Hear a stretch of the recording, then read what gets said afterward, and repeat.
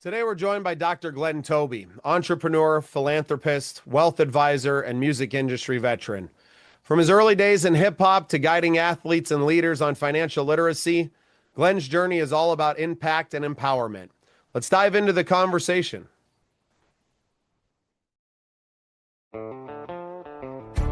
This program is part of the Scene Projects Podcast Network.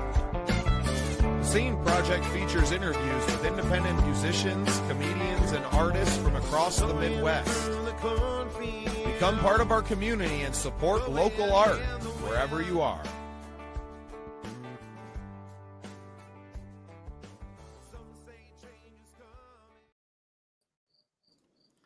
Well, welcome into another exciting episode of The Scene. I'm your host, Bubba Startz, and with me today is Dr. Glenn Toby. Doctor, welcome to the show. Glad to be here, Bubba. A lot of plaques on the wall, a lot of big things in your past, and a lot of cool stuff that you're doing right now in the present. So before we kind of get into all the stuff that you're up to now, give us a brief history of where you came from and a few of the accolades that you've achieved, and then we'll get into all the fun stuff that you're doing these days. Love to do it. Brooklyn born, Queens sworn, experienced youth homelessness when I was really young, from like 8 to the 7th grade. From there, moved to Queens, and Hollis, Queens Village, we're the home of Run DMC, LL Cool J and Russell Simmons. And before those records came out, I was one of the first rappers, Mr. Sweetie G. I have an EP out now called At the Place to Be, which is many years later. And actually one of my first records was At the Place to Be. So I made the EP the same thing. Did some videos on that to just redo it again. And I had the honor of being put in the Hip Hop Hall of Fame. Initially, before the first records came out in hip hop, the big ones, I was touring just before Run DMC and LL Cool J made records. And I would go to all 5 boroughs and battle with other MCs and crews. That's anybody from Dougie Fresh to Biz Markie, Grandmaster Flash, Curtis Blow. And then during the emergence of hip hop, as it became commercialized and the record companies started signing it, I left and went into business. From there, I had the honor of managing LL Cool J with Brian Latour and Charles Fisher. Did that for 4 years. That was during the period of the development of the show In the House, and of course, obviously the FUBU deal and much more. Discovered Positive K, which was a joy, and I produced his first record and managed him. I discovered David Banner, the rapper that you may know, the rapper actor. Worked with Saigon, managed him.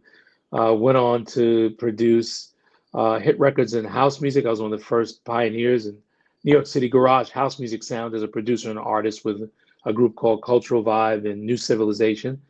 And during the music period, at the height of that, I met a gentleman by the name of Alonzo Shavers and got into the sports business. We did over $300 million in contract business in our career, sold that company now with a new company, which is Rakim, Vic, Brady Jackson, and Jay Gordon. And it's called the Winner's Circle. We're doing NIL, and we're also doing sports negotiation and management as a whole. So here we are. A life lived in the zone, in the heart of hip hop, and for a young kid that experienced that homelessness in New York City I'm assuming in the 70s and 80s, not a great place, right? This is before it really got cleaned up. Some rough times, man. So my heart goes out to that young man. Not an easy situation to grow up in.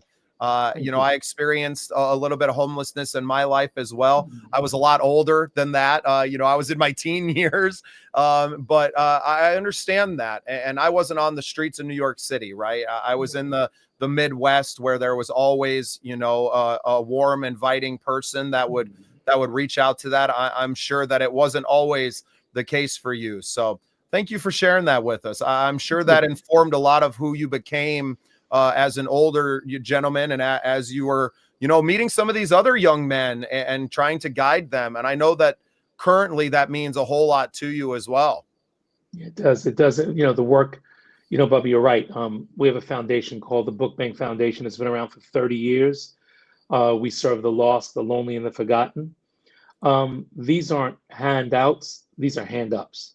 So we have a program called Groceries to Grow, which we have been helping and people with sustainable food, right? There's a food desert. Sometimes people can't budget right, giving them the modalities and strategies to be able to live a better life, diet, how to plan and program mealing and how to make the dollar and budget, when you're going out to shop. We have something called Shelter from the Streets, which we'll be doing this year in December. We go around to all 5 boroughs. We go to homeless shelters and organizations and provide much needed goods. We have a flight school, the aviation camp, which we do every summer with Captain John Addison, who's an airplane pilot, and so many other programs. So it's 30 years of talking to the lost, the lonely, and the forgotten. And we believe that ignorance and a lack of education and a lack of critical thinking is the first step into incarceration, mental illness, drug abuse, and economic disparity. The only way to fix it is to fix it. Yes, sir. And as someone who was incarcerated for 2 years of my life, selling pot and just making really bad choices, I understand that. And I was very fortunate. We're actually a vote today in South Dakota about building a massive new prison, $650 million. It will be the biggest spending ever in South Dakota's history of public taxpayer funds. But there's so much about our current system that's broken. Because of the education factor, because there's zero rehabilitation done. It's adult daycare, doctor. And I don't know if you've been into some of these facilities, but it's all pacification. And then you get 3 months before you hit the door. They're like, okay, well, like learn a little bit here, maybe learn a trade and throw you out there. And there's not enough helping people before they get to the point of incarceration and they are embedded into a lifestyle. It's very hard to pull them out of that lifestyle after they've been into it. And there's so much more that can be done. And I hope that through foundations like yours, that, these young men and these young people everywhere, rural America, I think is not much different in many ways from some of these inner city areas because of the lack of education, the lack of, good jobs and the lack of hope for a brighter future. And I think that's really where it all stems from. Yeah, I agree 100%. I think if you look at the system, many children, don't have a chance, don't have a choice. Like we generally don't pick a lot of the choices, they pick us. So these children are forced with an option. Do they stay hungry? Do they eat? Do they shoplift? They're competitive, self-esteem issues, confidence. Many of these things can't be built because in the home, it's so chaotic or there's such a dire need that the parents aren't able to parent. They're just being loving mothers or fathers or one or the other. But I think when you have the entire village, I believe we raise our children, but society and the community rises our children. A rise is the liftoff from the best place that you get to start out. Some kids don't have a fair start. Some never have a chance. But through education, through the court systems, through laws, through communal exchange with fairness, equitable exchange, even with a prisoner that's inside a system. So this prisoner, if he's doing 5 years, we'll say, we'll cut it to 2.5, but this is a give and take. You can't have any violations, no contraband, no fighting, no drugs, listening, being on time, and then give the prisoners an opportunity to write out programs, scalable, measurable, things that will give them attributable return of what they've done, an idea, concept. That same mind that turns to the left, that is strategic, it can go to the right. If they're really good in the dark, they can be just as good in the light. And guess what? If it's a complete team, it's the reverse. It kind of reverses incarceration and creates an incineration for all the evil, the wickedness, by giving people a chance, by having grace for them, and creating fail-safe and default measures. Fail-safe means this person's isolated in a program specifically. So if they're working with sharp items and their tools and there's equipment and they, maybe they're in the room by themselves doing it, right? They have to be psychologically qualified to know that they're not going to hurt themselves with it.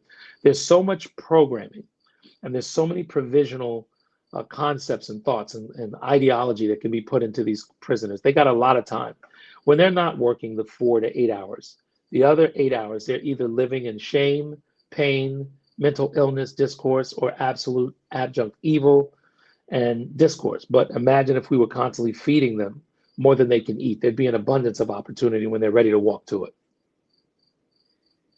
Incredible stuff. I think a lot of people could learn from listening to you, and I hope a lot of people do. There's just so many people out there that don't understand it. They don't understand, and am I proud of the choices that I made that landed me in the prison system? No, of course not. But I'm very grateful that I had that experience, because I can speak not just to these young men and women, also an increasing female prison population as well. I can speak to them, but I can also speak for them, and to expose people on the other side of that fence to what the plights actually are. Because if I didn't tell you, you would never have assumed that I was an incarcerated individual, right? And I think that a lot of people look at me, they don't look at me differently because of that, right? But because you see the man that I am today.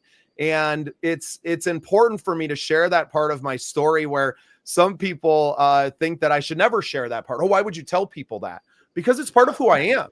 And it's not because it's something that, necessarily that I'm proud of, but I want you to know the full story of the man that's standing in front of you. I want you to know my journey, because that informs you of what made me who I am. No doubt how the bouts with homelessness in your early life shaped you as well. So Absolutely. I love this job, doctor. I love having conversations with people from different walks of life. And without the internet and without podcasting, you and I may have never gotten the chance to have these. And for people that look like me, or that look like you, or have our similar experiences, they would never be able to see that maybe we're not all so different at all. Wow. I love it. I love it. Continuity is so important. Speaking of continuity, let's talk about before MIDI, right? I want to ask you a question. You remember we were doing analog many years ago? I got the joy of 2-inch tape and going to 2-track and edits with a razor blade. And I wasn't an editor, but it was such an amazing editing process. Then we went to ADATs and we went to complete digital. Do you remember the days of Performa? Do you remember the days of the pre-digital? What are your thoughts on that? Digital versus analog. Do you miss it? Well, and I came up, so I'm 39, so I'm quite a bit younger. I came up as it was still, Pro Tools were obviously very big when I started kind of my recording career, 2008, 2009. I was a campfire strummer. I learned how to play guitar so I can impress some girls at a party, right? My dad played and my uncle played, so a guitar was always around me.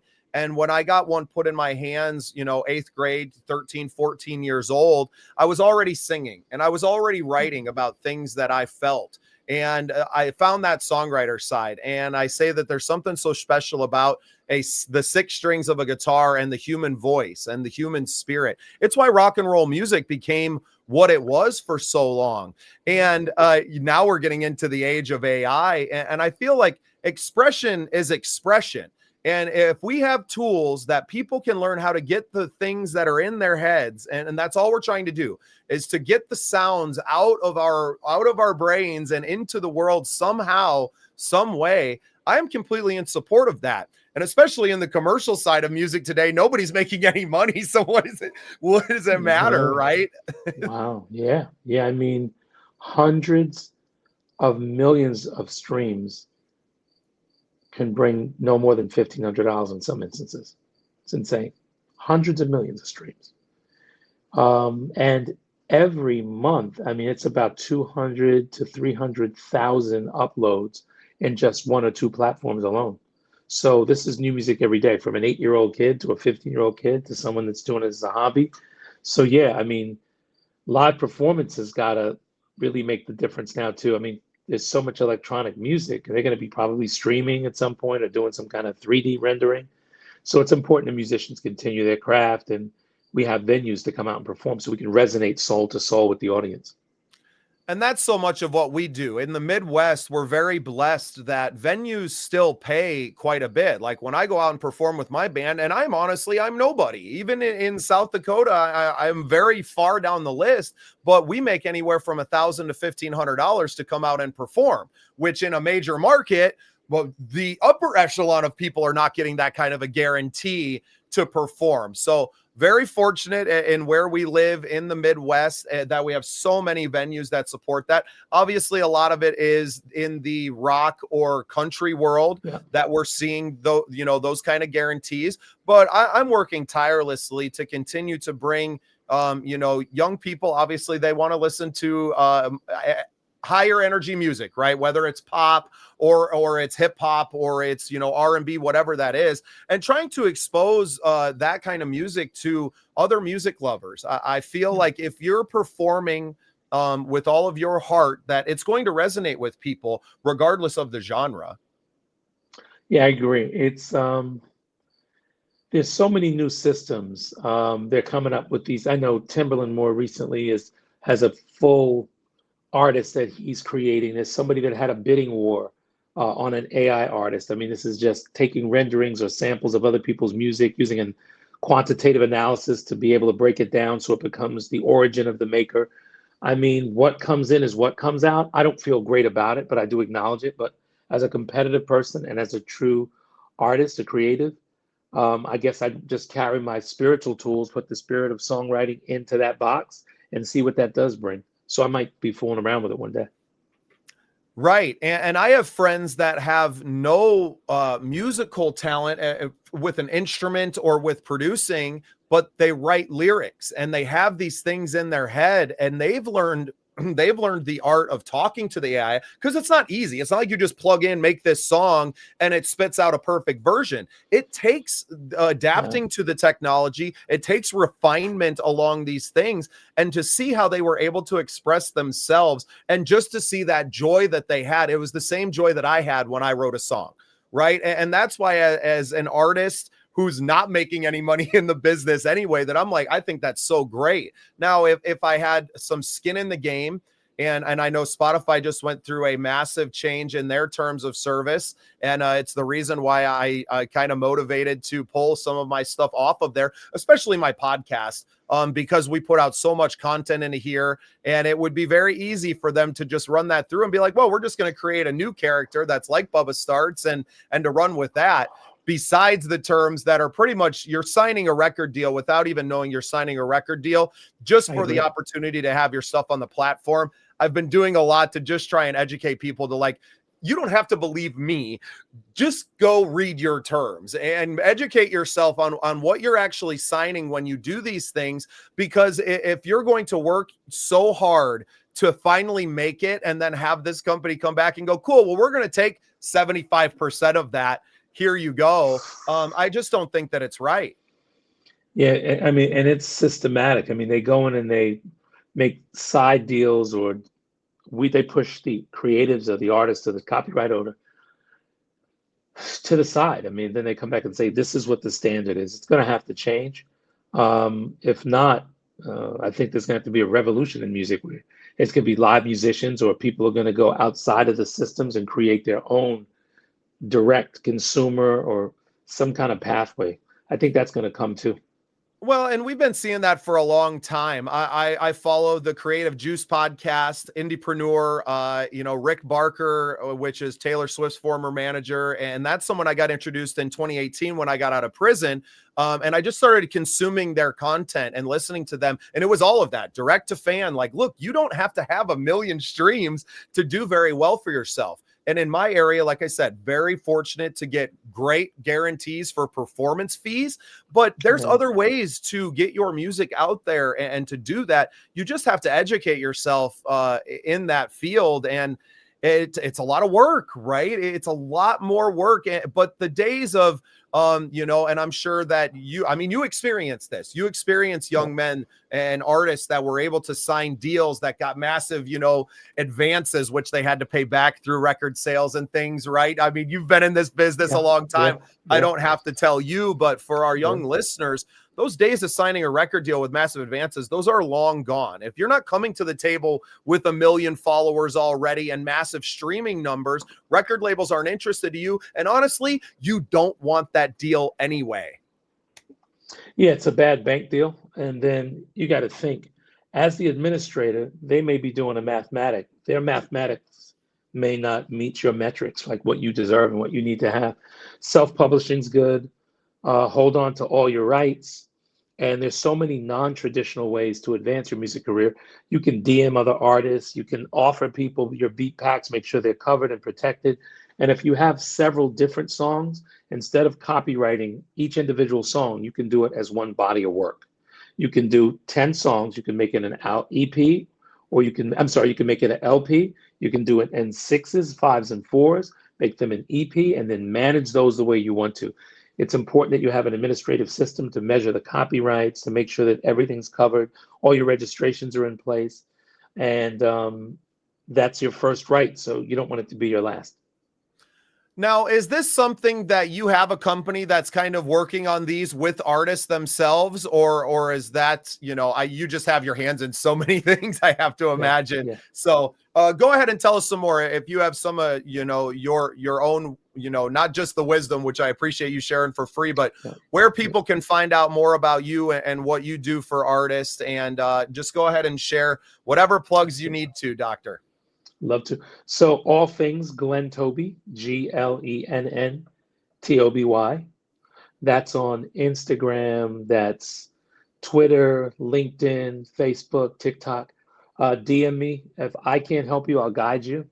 I'm willing to share some jewels. We have access to some amazing independent ownership opportunities, which will give you the ability to stream, public relations, press releases, promotions, blogs, the whole gamut. You can get involved with it a la carte and manage it. Additionally, I always welcome giving free information from my past experiences. I have a TED Talk out, a TEDx, and it's about healing, and it talks a little about a mini story on my life. And you can go to my website for that, which is Dr. Glenn, GLENN, 2 N's, TOBY.com, and MrSweetyG.com, MrSweetyG is my music site. So, if you're a friend of Bubba, you're a friend of mine. This is where it is.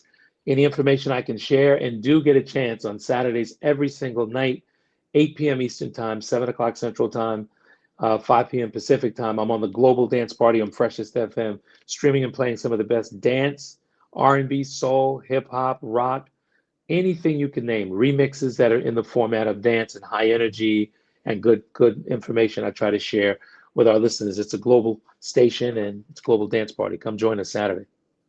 That sounds like a great time. Well, Doctor, thank you so much for sharing some of your story and some of your wisdom with us here on the show. And thank you for being part of the scene. Thank you for having me, Bubba. Great show. Heard a lot about you guys, so I took the time. So let's talk, people. It's an open exchange. One thing about this podcast, many of us come through the door. This is an open community that I think continues. A lot to talk about.